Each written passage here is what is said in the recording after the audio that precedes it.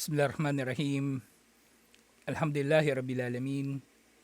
Wassalatu wassalamu ala asyrafil anbiya'i wal mursalin. Nabiyina Muhammadin wa ala alihi wa sahbihi ajmain. Assalamualaikum warahmatullahi wabarakatuh. So inshallah alamul jin wa syayatin. Tuloy natin yung mahababang chapter ito, yung iba't ibang anyo nung kumbaga nakikipagsabuatan ang mga demonyo sa mga tao. Nagkakatawang tao sila o nakikipag-usap mismo doon sa kanilang mga kasabwat. At hindi lang pala mga mangkukulam, manghuhula yung kinakasabwat ng mga demonyo. Lalong-lalo na yung mga ligaw na sekta. Kaya yung mga ligaw na sekta kasi umiikot yung kanilang mga doktrina sa pagkakaroon ng tao ng kapangyarihan. Nakabilang sa kapangyarihan nga ni Allah, ang marami doon.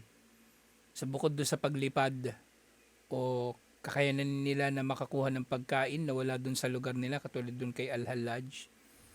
So nalalaman daw nila yung kanilang mga eksaktong araw ng kamatayan at iba't iba pang mga bagay. Nag-aangkin sila ng kaalaman at kakayanan tungkol sa mga nalilingid. At hindi nga yun magagawa ng tao. Ang magpapasilitate nun, yung demonyo na kasabwat nila. At ngayon nalalaman natin, katulad pala yung kalagayan nila doon sa mga kuffar. Kuffar na rin naman yun eh. Yung Muslim na yun na gumagawa ng ganito, kafir na rin yun eh. Kumbaga yung mga nakikilala nating kuffar, Kristiyano, Hudyo, hindi nagkakaiba. Hindi nagkakaiba. Yung kanilang mga paraan ng pakikipag-ugnayan sa mga engkanto. Sunod na nabanggit, wabayan na Shaykhul Islam ba'da Turkish Shaitan fil igwa. At nabanggit pa ni Shaykhul Islam Ibn Taymiyyah ang ilan pa sa mga paraan ng pagliligaw ni Satanas sa pamagitan ng ganito. Pagpapalit ng anyo, pagpapakita sa mga tao, pakikipag-usap sa mga tao para makipagsabwatan sa kanila. Nabanggit, pakala, sabi niya, nabanggit ito doon sa kanyang Majmu'ul Fatawa. Ana arifu man tukhatibuhu an-nabatat bima fiha minal manafi. So meron daw siya nakikilalang tao na kinakausap daw siya ng mga halaman. Halaman. Tapos itong mga halaman na ito ay nagkukwento sa kanya kung ano yung pakinabang sa iba't ibang mga halaman. Ngayon, nalaman natin, di ba, si Propeta Muhammad sallallahu alaihi wasallam, nagsusujud sa kanya yung mga puno, bato, tapos nakikita niya na nagtatasbih ang mga ito, kahit yung mga batong maliliit. Pero iba ito, ibang level ito, mas matindi pa ito, kumbaga, mas matindi na ito. Imposible at hindi nga talaga kapanipaniwala. Ngayon nangyayari man ito, nalalaman natin na hindi ito normal. Hindi ito gawain, hindi ito katangian o kakayanan ng mananampalataya o sino man. Wa innama yukhatibuhu ash-shaytanu alladhi dakhala fiha. So imposible ito. Kaya sabi ni Shaykhul Islam Ibn Taymiyyah, ang nakikipag-usap sa kanya talaga actually yung demonyo na pumasok doon sa halaman. Iba yung boses na naririnig niya, hindi boses ng halaman. Boses ng demonyo. Wa'arifu man yukhatibuhum ash-shajar wal hajar. So meron daw siya nakikilala na nakikipag-usap daw sa kanila yung mga puno at mga bato. So maraming kababalaghan nung panahon na yun ni Shaykhul Islam Ibn Taymiyyah. At sa panahon na ito, laganap na yung yung Kristyanismo, pati Islam, laganap na. Pati Islam laganap na sa lugar nila. Yung panahon niya nasakop ng mga Crusaders yung ilang parte na ng Syria. Pero nabawi na nila yung Jerusalem. Panahon ni Ibn Taymiyyah rahimahullah. Pero ang kalaban nila noon, mga Mongol. Yung lapis. Sa mga Mongol, yung matinding kalaban nila nun. Laganap na nun yung Kristyanismo, yung Islam doon sa lugar nila. So marami siya nasaksihan na ganito. Marami siya nasaksihan. Pero yun nga, no, hindi niya naman binanggit kung ano eh. Itong mga tao na ito, hindi niya binanggit kung Muslim ba o Kristiyano. Pero maaring nangyayari sa pareho eh. Muslim o Kristiyano nakaka-experience ng ganitong mga kababalaghan. Si Ed Kaluwag nga, di ba? Ano-ano yung natutuklasan niya. Yung tubig daw basa. At iba't iba pang mga bagay. At ganyan din, so nga yung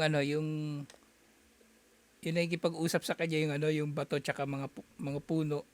Sinasabi daw sa kanya ng mga ito, takulu, hanian laka ya wali Allah.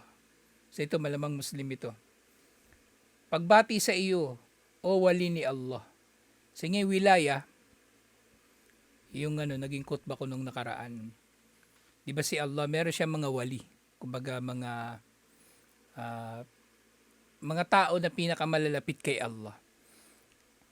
So, napagtibay yun sa mga hadith. Halimbawa yung man ada wali Allah, man ada waliyan, sino man daw ang kumalaban sa sino mang wali ni Allah, o malapit kay Allah, kasi matuwid, di ba? Pa adantuhum bil harb, ako ay nagdedeklara ng digmaan laban sa kanila. Kasi Allah mismo yung may kipagdigmaan sa sino man na kumakalaban sa kanyang wali. Kaya kung gusto mong pagtatanggol ka ni Allah, magpakamatuwid ka. Yan lang yun eh. Tapos kapag matuwid ka, di wala ka nang alalahanin. Si Allah na yung magtatanggol sa. Hindi mo na kailangan manapak. Hindi mo na kailangan gumawa ng mga pakana. Hindi mo na kailangan mag-isip paano ka makakapaghiganti. Si Allah na mismo ang maghihiganti para sa iyo. Sa inyong wali, yung kumbaga tao na malapit kay Allah dahil sa kanyang pagiging matuwid. Ngayon sa mga ligaw na sekta, di ba ito, tinawag ng puno, pero syempre alam natin, demonyo yun na nagtago doon sa puno o pumasok doon sa bato. Sabi niya, congratulations, wali ni Allah. So, sa mga Sufi, di ba natalakay na natin ito doon sa pagkapropeta? Yung mga Sufi, yung kanilang mga wali. Mas matindi pa sa propeta yung mga wali nila. Parang mga imam ng mga Shia. Kung sa mga Shia, merong imama, sa mga Sufi, merong wilaya. Na mas matindi pa yung kapangyarihan ng mga wali na ito at imam kaysa kay Propeta Muhammad sallallahu alaihi wasallam o sino pa mang mga propeta. Kaya sila nalalaman nila kung kailan yung araw ng paghuhukom. Si Propeta Muhammad sallallahu alaihi wasallam, di ba? Ang tinatanong ay hindi mas nakakaalam kaysa sa nagtatanong. O hindi niya alam. Pero yung mga nila, ito, wali. Alam nila lahat. Alam nila lahat. So, congratulations sa iyo, wali ni Allah. Yung wali nga, parang na yun kumbaga, ginawa na nila talagang katambal ni Allah. Kung sa Kristiyano, ginawa na nila mga santo kumbaga santo na dadasalan mo sila. Dadasalan mo sila. So, congratulations, wali ni Allah. Fayakra'u ayatul kursi fayadhabu dhalik.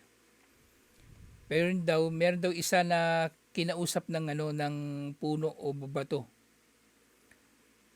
At nung narinig niya ito, nag-recite daw siya ng ayatul kursi.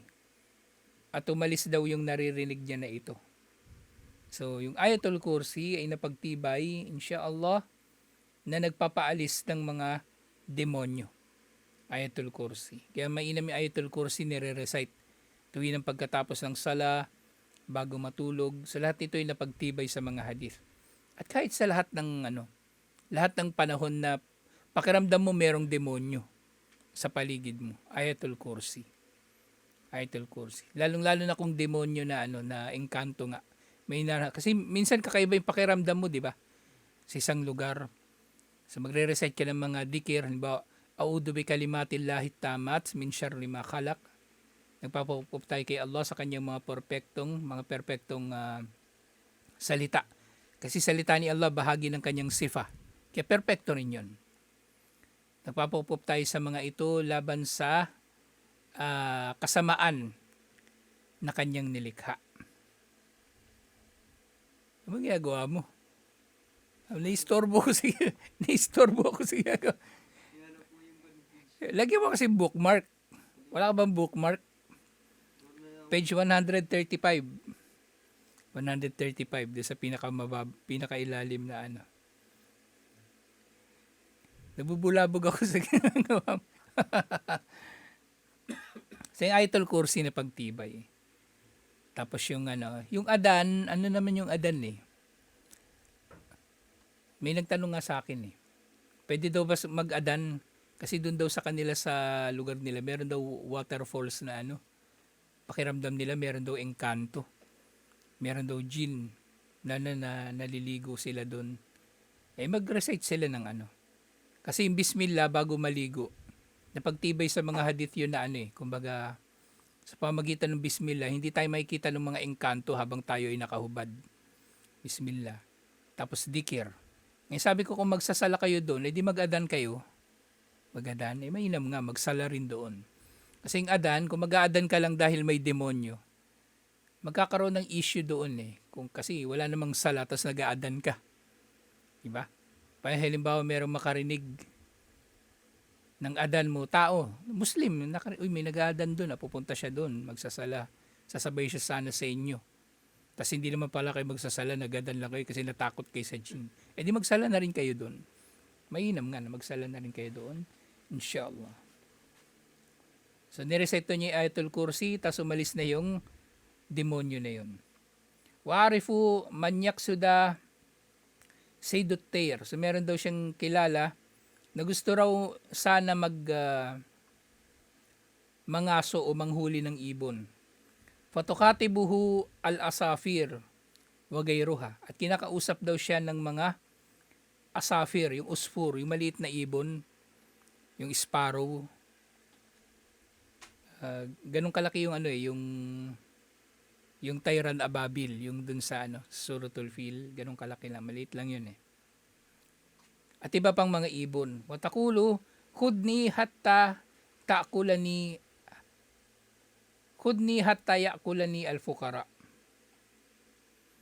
So maganda yung ano eh, palalabasin ng mga demonyo sa umpisa eh, lalong-lalo na kung sinisimulan nila yung pakikipag-usap sa mga tao. So sabi dito ng ibon, siyempre ibon eh, may demonyo sa loob, di ba? Sabihin ng ibon, kunin mo ako, tipakain mo ako sa may hirap. O di ba magandang bagay? Magandang bagay. Wa yakunu syaitanu qad dakhala fiha kama yadkhulu fil insani wa yukhatibuhu bidalik. Pero dito, yung demonyo pumasok din sa ibon, katulad ng kung paanong pumapasok yung demonyo sa tao sa mga naunang mga pagkakataon na nabanggit sa libro na ito. At iba pang mga bagay. Kasi pwede nga yung demonyo magpapagalaw siya ng mga bagay-bagay, di ba? Magbubukas ng pinto, magsasara. Di ba yung mga haunted house, ganun. Tapos yung nga nabanggit ko na yung sa mga kufar, meron silang tinatawag na poltergeist. Yung ginugulo yung bahay. Hinahagis yung mga upuan, pinapagalaw yung mesa. May kakayanan sila. Yung ilan sa kanila ay mayroong kakayanan na ganun. Lalong-lalo na yung sa kanila, yung mga matataas na yung ranggo. At kung ang mga jinn mahaba ang buhay, mahaba yung panahon nila para mapagpraktisan yung mga bagay na yun. Paano nila yun mapapagalaw? Wa minhum may yakunu fil bayti wa huwa muglaq. At meron naman daw siyang kilala na nandun daw sa loob ng bahay. At nakasara yung bahay na yun. Fayara nafsahu kharijahu.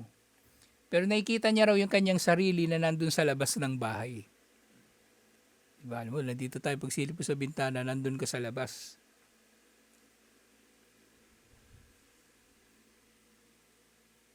Wahuwa lam yaftah. At yun nga, nakasara naman yung pinto. Siyempre, paano niya, kahit nakabukas pa yung pinto, paano mo magagawa na makikita mo yung sarili mo doon sa labas? Paano mo makikita yung sarili mo na nandun sa labas? So, nakakapagtaka nga yun.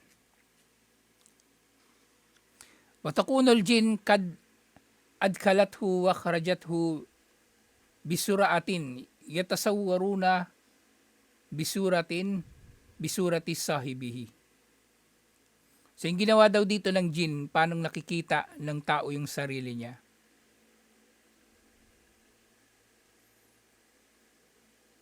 Mabilis daw siyang inilalabas ng jin sa kanyang bahay. Pero yung naiintindihan nyo ba? Nandito ako, tapos makikita ko yung sarili ko sa labas. So, ibig sabihin, kung nilalabas ako ng jin, mas mabilis pa yung jin sa liwanag. Di ba? Mas mabilis pa yung jin. Kung ilalabas ako ng jin doon, tapos nakikita ko yung sarili ko ng tuloy-tuloy na nandun, so mas mabilis pa yung jin sa liwanag. Supposing na yung nakikita natin ngayon sa harap natin, yung, di ba yung liwanag, ano siya? May property siya ng ng particle tsaka wave. So, pwede siyang wave na katulad ng radio wave, di ba?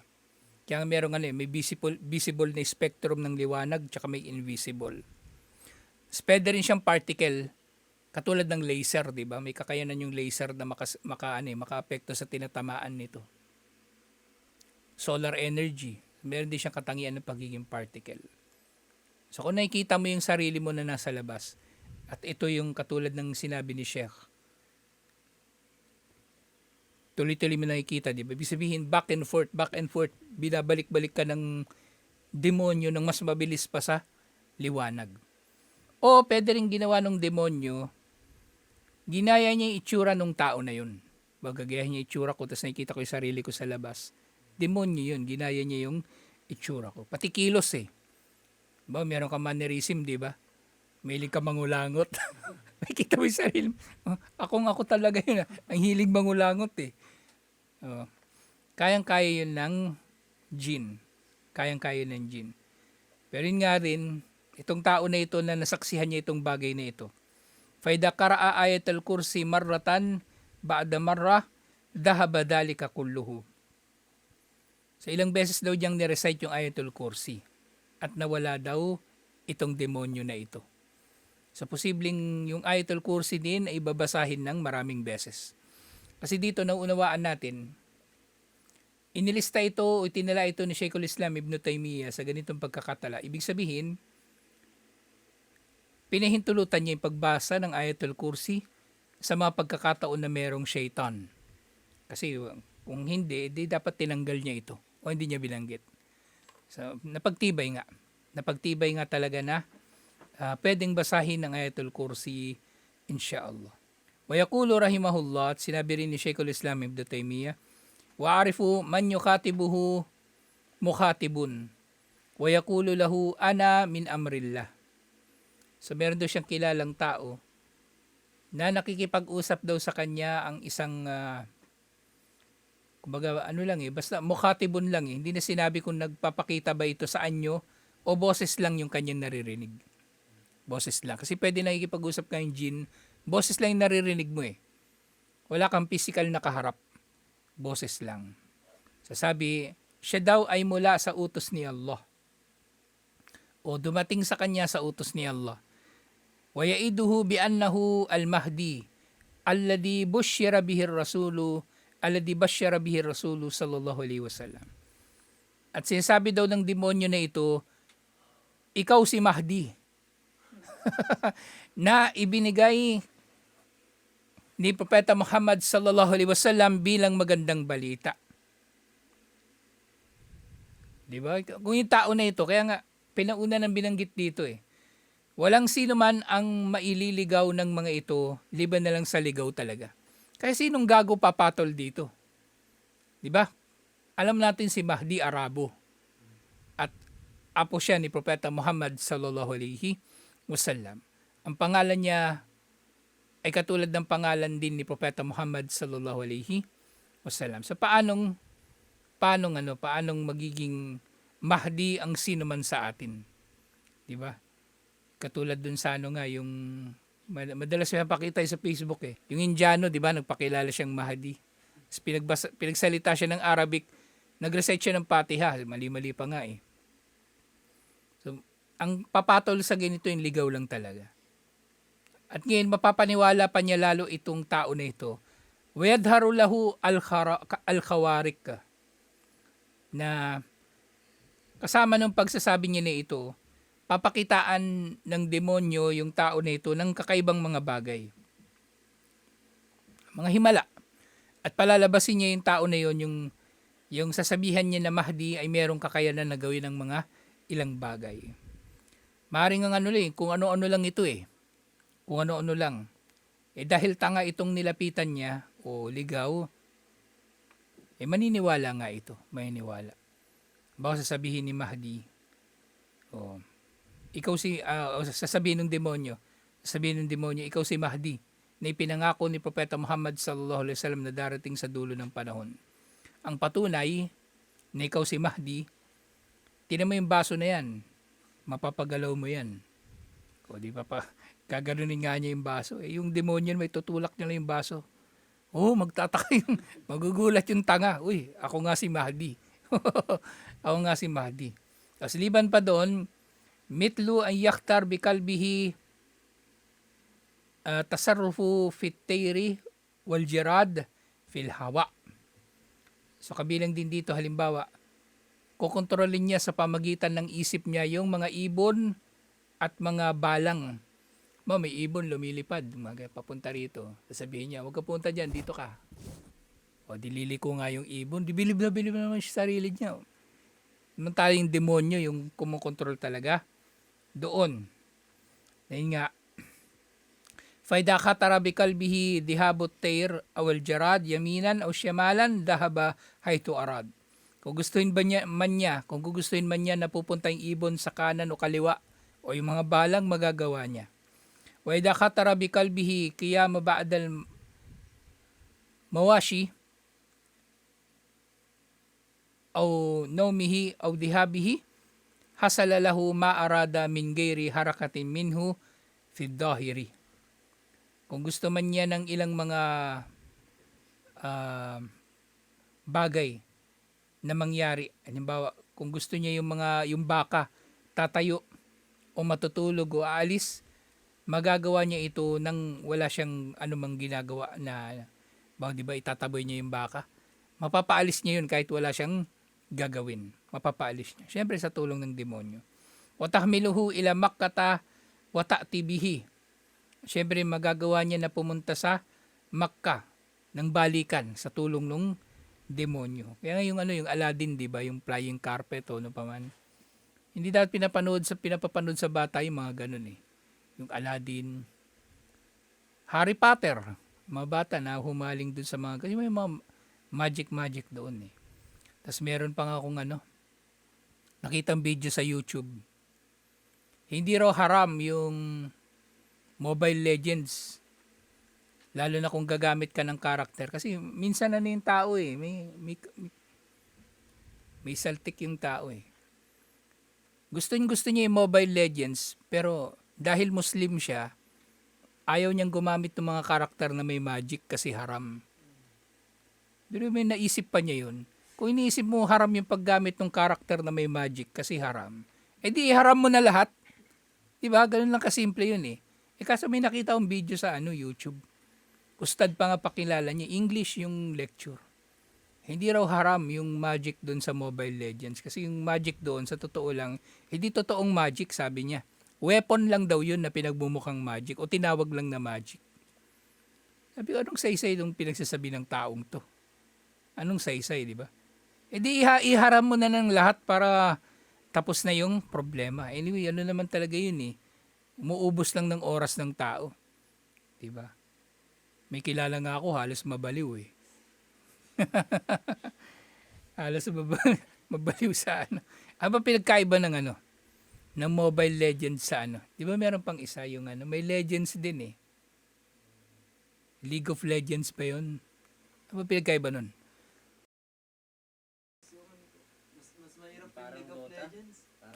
Parang Dota yung League of Legends. Tapos yung Mobile Legends. Doon din kinuha kasi yan yung Mobile Legends. Kaya lang gumamit sila ng mga karakter Na may magic. Oo, na parang talaga tao-tao na. Oo. Kumbaga sa Dota na League of Legends, Mm. Mobile Legends, Honor of the Kings. Oo. Dota 5v5 din. Ito 5v5 din. Mas mayroon nga lang yung kung tawag nito. Yung Dota na Ang dami palang player, ano? Kaya pala pag naglalaro ka nun, dapat malakas nga yung cellphone mo. malakas. Kasi ano eh, hindi kakayanin nyo na mahinang processor kung 5 yung player, tapos bali 10, tig 5, di ba? Dapat matataas yung ano mo rin din, yung RAM mo. O RAM, tsaka ano, internet mo, mabilis. Kaya pala ito, tumatambay doon sa, nagikama na nagsala, nandun pa sa taas. Ito mga to, hindi ko lang alam kung naglalaro ba kayong ano, Mobile Legends. Marami na rin ano dyan. Oh, ito. Pangalan pa nga niya sa Roblox, ano eh, Muscle Legend. Pangalan niya sa Roblox, Muscle Legend. May namatay din yata sa amin sa Bicol, kapitbahay namin, na-addict din. Nadik.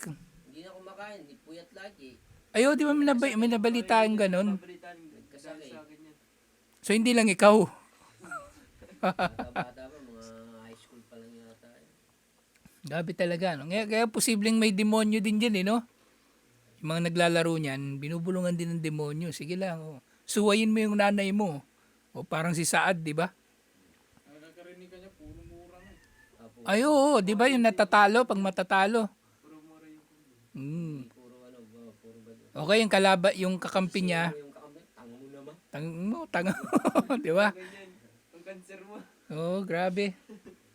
Sino mga kakampi mo? Random, di ba? Hindi mo naman kilalang personal. Kung sa Philippines lang. Pero kung gusto mo yung pang-international, pumunta ka sa mga pang-pro player. Oh, parang may nabasa nga ang article niyan. Meron ding ano, kung gusto nyo, kayong lima dito, magkakaibigan yun. Ito. Pwede din. O 5v5. May nabasa nga ako niyan, tama yung ano, yung sabi ng mga foreigner, ayaw daw nilang kalaro mga Pilipino. Sa ganyan. Kasi mga Pilipino daw, maingay. Kasi pwede kayong magkarinigan din pala no, habang naglalaro. Maingay daw, tapos mura ng mura. Eh yung mga Pilipino, alam nilang foreigner yung kalaban nila, minumura nila yung ano, pakyuga. You know? Kaya nagagalit yung, kaya siguro ginawa nila, no, Pilipinas na lang yung ano, yung maglalaro. Kung Pilipinas, tas iba na namang server yung ano, ibang bansa. Gago talaga mga Pilipino. So, yung ano, yung sa lahat ng ito ano, nagagawa niya sa ano sa Salamanca, sa pamagitan ng Salamanca na dinulot ng Encanto. Na minsan din naman ginagawa ng ano na ito. Ito pa rin si Mahdi yung sinabihan ng demonyo na Mahdi. At kabilang doon sa kanila na yung ginagawa nila ha, wata'tihi biashkasin fi suratin jamilatin wataqulu lahu haula'il malaika al-kirobiyun ja'u li ziyaratik. Gago talaga ito demonyo. So minsan daw magdadala daw tong tao na yung demonyo na ito magdadala ng mga tao na magaganda. Mga gwapo, magaganda doon sa sinabihan niyang Mahdi. At sasabihin ng demonyo na ito, ang mga dumadalaw sa iyo na ito ay mga anghel at mga kerubin. So nagpunta sila rito para bisitahin ka. Iba't iba pang mga bagay wala. Mahaba pa tong ano kabanata na ito ni Sheikhul Islam Ibn Taymiyyah kasi daming ano ng panahon niyan daming nangyari ng mga ganitong kababalaghan. So dito pa lang sa atin sa Pilipinas, 'di ba? Maring ngayon dito sa ano sa lugar natin, wala tayong personal na nababalitaan no, na experience. Pero maaaring nangyayari yan sa ibang mga lugar. Kasi ngayon, maaaring ano na hindi na rin, kahit kufar, hindi na rin basta-bastang mapapaniwala ng ano ng maligno. Kasi sabi nga moderno na yung panahon, di ba? Pero kung yung mga tao na ano, yung nandun lang sa mga liblib na lugar, maaaring mapapaniwala pa rin nila yung mga tao na ito waliyadu billah. So tutuloy natin ito insyaAllah. Assalamualaikum warahmatullahi wabarakatuh.